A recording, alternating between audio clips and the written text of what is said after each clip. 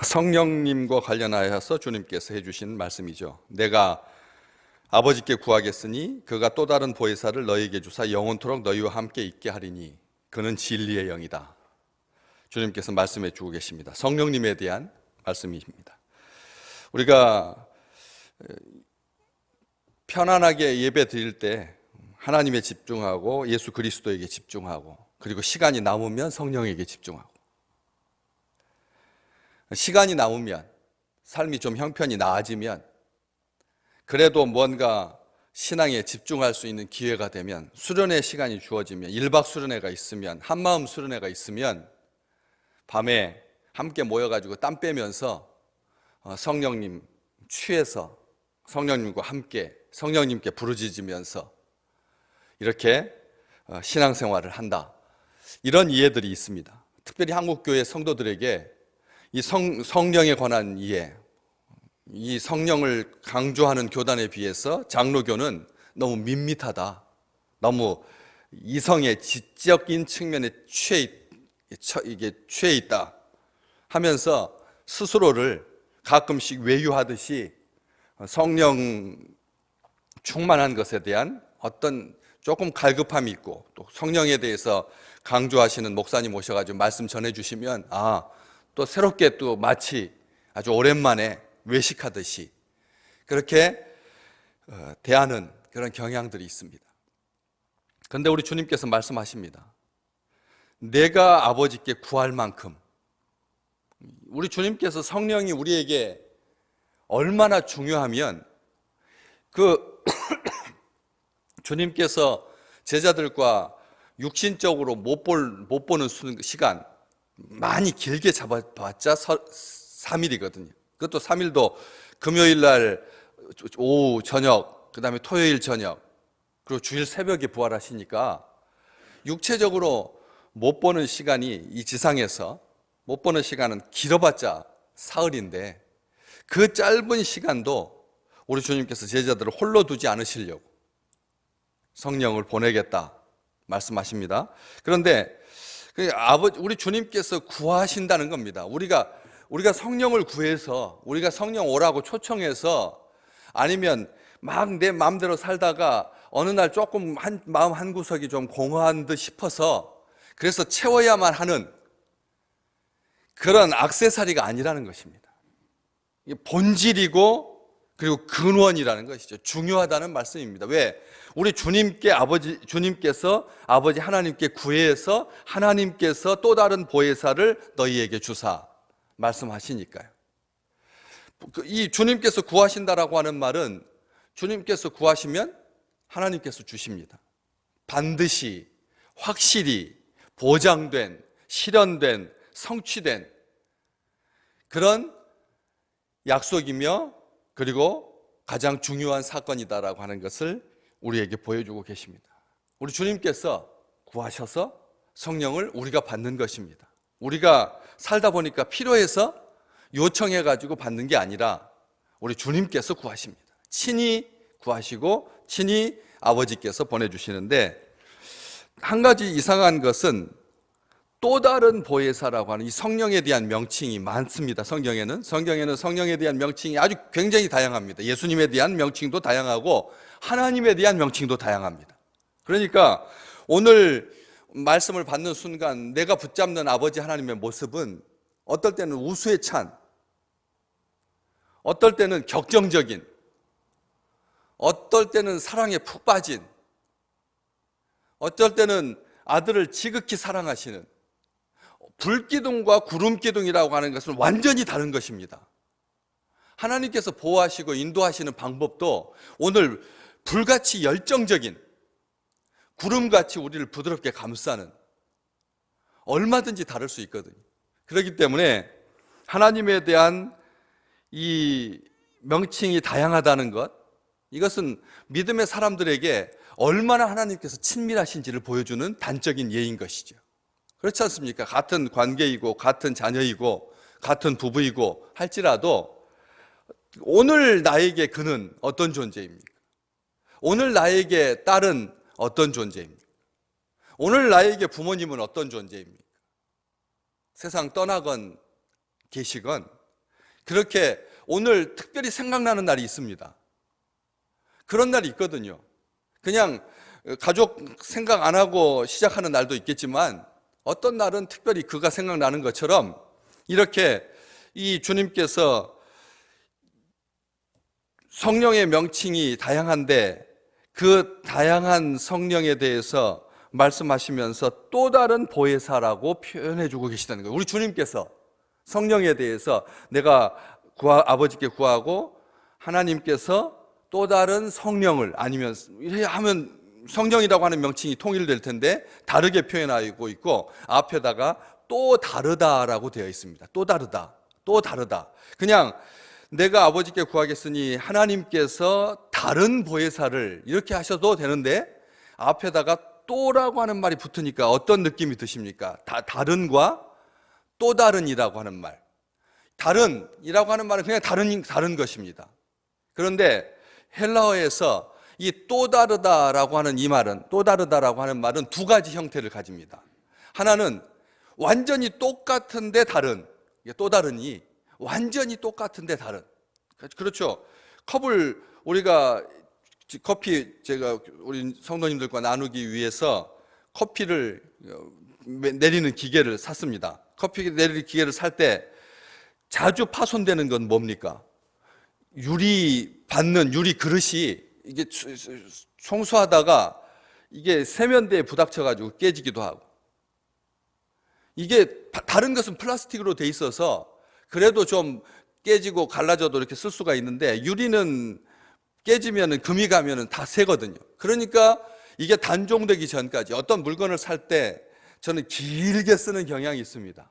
그래서 단종되면은 못 사니까 미리서 예비로 2개를 사두는 경우가 간혹 있습니다. 그런 것처럼 2개입니다. 2개인데 똑같은 회사에서 똑같은 사이즈로, 똑같은 규격으로, 똑같은 모양으로, 똑같은 재질로 그렇게 만든 것입니다. 그래서 그 순 번호만 다른 거죠. 같은 회사에서 같은 기계에서 나온 거니까 시차만 다른 거죠. 그런 것처럼 이것은 그러니까 누구도 이게 2개가 있는 줄 모르는 것입니다. 늘 보니까 새 것인지 옛 것인지, 금이 가서 깨지고 새 것으로 교체했는지 모르는 만큼 아주 똑같은 그런 또 다른이라고 하는 말은 그런 의미가 있습니다. 또 다른이라고 하는 말은 두 번째 의미는 완전히 다른 그런 의미가 있고요. 그런데 우리 주님께서 여기서 말씀하고 계시는 또 다른이라고 하는 말은 나와 하나도 구별이 안 되는, 나하고 똑같은 이라는 뜻입니다. 다시 말하면 그리스도의 영이시니까 그리스도의 영은 예수님하고 똑같이 하는 것입니다. 예수님인 것입니다. 예수님을 대신하는 것입니다. 그렇기 때문에 또 다르다라고 하는 말은 완전히 다르다라고 하는 말이 아니라 우리 주님이신데 또 다른 주님이로 이 말씀을 하고 계시는 것입니다. 이 또 다르다고 하는 이 말 때문에 짝퉁을 자꾸 생각하는 경향이 있습니다. 우리는 자꾸 속아왔으니까. 짝퉁에 속아와서 또 다른이라고 하는 말은 본질이 아닌, 원본이 아닌 이런 식으로 서운하게 생각하는 경향이 있습니다. 그 말을 하려고 짝퉁을 염두에 두고 하시는 말씀이 아닙니다. 나보다는 조금 모자란 98%는 닮았는데 2% 부족한 그런 하나님, 그런 예수 그리스도의 영을 말씀하시려고 하는 게 아니라는 거죠. 우리 주님께서 하시는 의도는 이겁니다. 내가 없더라도, 내가 안 보이더라도 너희와 똑같이, 어떻게, 그게 가장 강력한 증거가 뭡니까? 영원토록 너희와 함께 있게 하리니. 여러분, 자녀를 누구에게가 맡기면서 떠나갈 때 나하고 똑같은, 나를 대신할 수 있는 사람에게 맡기죠. 안 그렇습니까? 여러분, 아무한테나 자식을 맡기겠습니까? 친구한테 만약 맡긴다고 하면 어떤 친구에게 맡겠습니까? 술버릇이 고약한, 가끔씩 거짓말하는, 그리고 폭력을 사람들이 안 볼 때 행사하는 그런 친구한테 자녀를 맡기시겠습니까? 말도 안 되는 거죠. 안 그렇습니까? 내가 없더라도 아이가 전혀 고민하지 않을, 전혀 놀라지 않을, 전혀 서운하지 않을 그런 존재에게 맡기는 것이 부모의 마음 아니겠습니까? 우리 주님께서 제자들과 함께 있게 하겠다. 여러분, 제자들은 엉망진창입니다. 아시잖아요. 조금만 지나면 자기를 팔자가 있지를 않나? 자기를 부인하고 저주할 제자가 있지 않나? 가장 믿고 맡기는 제자인데도 그런 제자, 보지 않으면 못 믿는 제자가 있지 않나? 별 제자가 다 있습니다. 그런 제자인데도 우리 주님께서 우리 처음에 이 12장 보실 때 제자들을 사랑하실 때 끝까지 사랑하셨다. 13장에 그렇게 기록되어 있지 않습니까? 13장 1절 말씀. 그런 것처럼 제자들을 끝까지 사랑하시는, 온전하게 사랑하시는, 끝까지라고 하는 말은 온전하게 사랑하신다는 뜻이지 않습니까? 그런 우리 주님께서 제자들을 잠시 맡기고 떠날 때 자기보다 좀 덜한 어떤 대체용품으로 성령을 아버지께 구해서 보내주시는 것이 아니라는 것입니다. 우리는 이것을 믿습니다. 성령은 우리 주님이십니다. 주님의 영입니다. 우리의 마음을 고스란히 닮아서 자녀를 보살필, 자녀들을 대할, 자녀들을 사랑하실 그런 그리스도의 영이신 거죠. 그래서 그 보혜사를 보내주시겠다 이렇게 말씀하십니다. 그런데 여기에서는 내가 아버지께 구하겠으니, 그래서 그가, 하나님께서 또 다른 하나님이라고 말씀하시지 아니하고 그라고 말씀하십니다. 객관적인 입장으로 하나님을 표현하고 있는 것이죠. 마치 친구인 것처럼 그가, 이 세 분 하나님이 여기 나오는 이 삼위일체 하나님이시거든요. 우리 주님, 내가 구하고 아버지가 하나님이시고 그가 하나님이시고 그리고 또 다른 보혜사가 성령님이신데, 이 세 하나님, 세 분 하나님, 자기의 인격을 갖추고 감정을 갖고 계시는, 그래서 성령을 서운하게 하지 마라. 성령을 서운하게 하시면 안 된다. 성령을 서운하게 하면 성령을 소멸할 수 있다. 이걸 주님께서 말씀해 주시고 계시는 거거든요. 그 자기 감정, 자기 생각이 그냥 로봇처럼 성령께서 우리 주님을 대신해서 그렇게 우리를 보살피시는 게 아니라고, 우리와 함께 계시는 것이 아니라 성령은 자기 감정이 갖고 계십니다. 그래서 성령을 사랑하면 성령께서 기뻐하십니다. 오늘 우리의 마음속에 하나님 두기를 좋아하는 사람들, 성령께서 우리 가운데 온전하게 충만하게 우리와 함께 계시는, 영원토록이라고 하는 말은 내가 떠나 있는 동안만 잠시가 아닙니다. 보모가 아닙니다. 베이비시터가 아닙니다. 대체용품이 아니라는 것입니다. 다시 오셨어도 성령께서 우리와 함께, 우리 주님께서 승천하시고 거처를 예비하러 가시고 그 순간에도 영원토록 우리와 함께 계시는 놀라우신 주님의 영이 성령님이신데, 26절에 보면 한번 보실래요? 보혜사 곧 아버지께서, 이 요한복음 14장 26절, 보혜사 곧 아버지께서 내 이름으로 보내실 성령. 보혜사 곧 아버지께서 내 이름으로 보내실 성령이라고, 명칭이 앞에서는 보혜사라고, 오늘 본문에서는 보혜사인데 뒤에서는 성령이라고 기록되어 있습니다. 내 아버지께서 내 이름으로 보내실 성령이라고 그렇게 되어 있고요. 그리고 15장 26절에 보면 내가 아버지께로부터 너희에게 보낼 보혜사라고 다시 말이 바뀝니다. 15장 26절에서는 내가 아버지께로부터 너희에게 보낼, 누가 보내는 것으로 말씀하고 계십니까?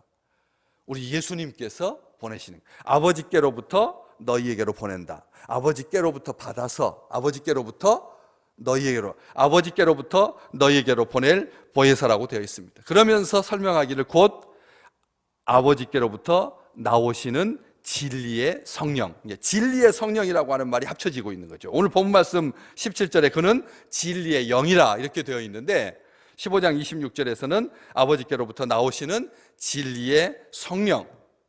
여기에 보시면 15장 26절에서는 성령께서 자기가 나오시는 겁니다.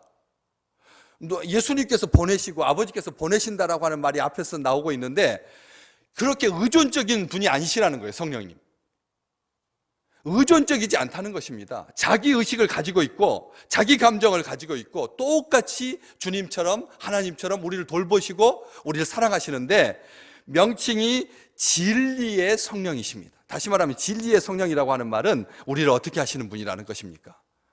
깨닫게 해주신다는 뜻이죠. 깨닫게 해주신다는 것입니다. 말씀을 대할 때, 이 말씀을 깨닫게 해주신, 이건 놀라운 축복입니다. 믿음에 속한 영역이기도 하고요. 왜냐하면 그 밑에 나오는 것처럼 17절 말씀에 세상은 능히 그를 받지 못하나니, 그를 보지도 못하고 알지도 못하기 때문에 볼 수도 없고 알 수도 없는 그런 영이신데 우리를 깨닫게 해주시고 보게 해주시고 하나님을 보게 해주시고 예수 그리스도를 만나게 해주시고, 그런데 이 진리의 영은 요한 1서 2장 20절에 보면 기름 부음이라고 하는 우리 이 지상에서 볼 수 있는 기름 부으실 때 우리가 그 현상을 알지 않습니까? 기름 붓는 그런 현상을 압니다. 물에 비해서 기름을 부을 때는 더 가느다랗게 그리고 끊기지 않게 부을 수 있는 그런 특성이 있죠. 기름은 물과 달라서, 물은 확 쏟아지기도 하고 뭐 방울방울 떨어지기도 하지만 기름의 특성은 이렇게 연이어서 내린다라고 하는, 그리고 아주 조그마한 구멍에도 정교하게만 부을 수 있다면, 그 주둥이가 작은 주전자에다가 기름을 담아서 붓는다고 하면 아주 실처럼 얇게 끊이지 아니하고 작은 구멍으로도 보낼 수 있는 것이 기름 부음입니다. 그렇죠? 기름 부음인데 구약 성경에는 그런 의미에서의 기름 부음이 아니라, 기름은 누구에게 붓습니까? 제사장에게, 선지자에게, 왕에게 붓지요. 그때 부을 때는 어떻게 붓습니까? 찔찔찔찔 붓는 것이 아니라 왕창 붓습니다. 그래서 수염에서부터 발끝까지 온몸을 적시게 되는 이런 기름 부음. 이 기름 부음은 사명을 감당하게 하고 진리를 깨닫게 하는 지적인 조명을 우리의 지성에다가 빛을 비춰주시는 영이 바로 진리의 영인 것이죠. 우리는 오늘 삽니다. 어떻게 사십니까? 무엇으로 사실 것입니까? 진리의 영이 충만하게 임하셔서 총명하고 지혜롭고 하나님을 분별하고 구원을 기뻐하고 하나님께서 나와 함께 계시고 나를 도우시며 나를 기뻐하신다는 것을 마음껏 고백할 수 있는 귀한 날 되시기를 주의 이름으로 축복합니다.